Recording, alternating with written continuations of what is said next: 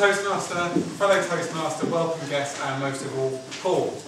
So Paul did his C4 tonight, and he chose the subject of his trip to India, to Amritsar, to the Golden Temple. And I'd like to thank you for giving me a lovely start to my evaluating career here at Toastmasters. I think we did a cracking job, so I got some commendations for you. I found a couple of recommendations, and I'm going to end with something I'm going to steal from your speech and use for myself. So the C4 speech is all about language and how you use language to draw your audience in. And I thought you absolutely nailed the start. You just stood there and you just went, imagine. And already our minds are already ticking. And the whole introduction to your speech had a slightly sort of ethereal quality. I think it was quite a bold opening.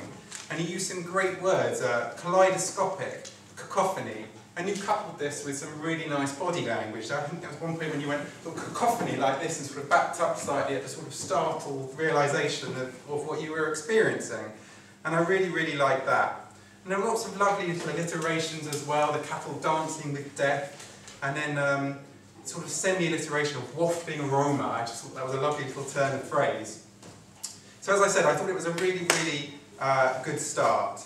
And I also think you chose your subject really well. This was a place that not a lot of us would have been. It gave you a great opportunity to really sort of demonstrate your language use.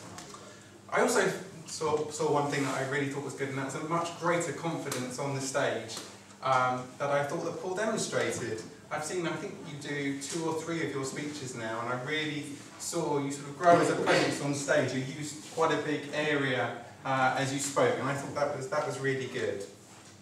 Now, in terms of recommendations, Paul told me before his speech that he was going to try and do the speech with no notes for the first time. And you did it, congratulations. But you did use your notes as a little bit of a crutch. I was slightly reminded of Linus in Peanuts, as you sort of grasped onto the plain comfort blanket. And it was a pity because you didn't need them. You got through no problem, and you could have just put them to the side, and that would have allowed you to use your hand gestures even more. Another thing, as I said, I really liked the introduction and the tone that introduction had, and it really sort of drew the audience in. And I think you actually could have used that more as the speech went on. It sort of became more of a traditional type travelogue.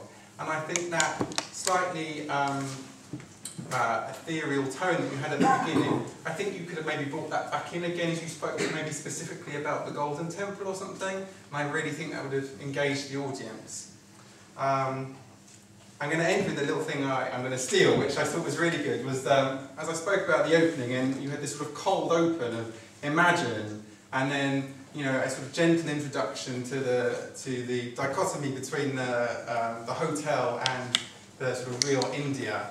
And then you did the traditional welcome and greeting of Toastmasters, and you used that as the sort of follow through into the rest of the speech, and I thought that worked really, really well. So overall, a fantastic job, and I look forward to your visual aid version of that speech later on.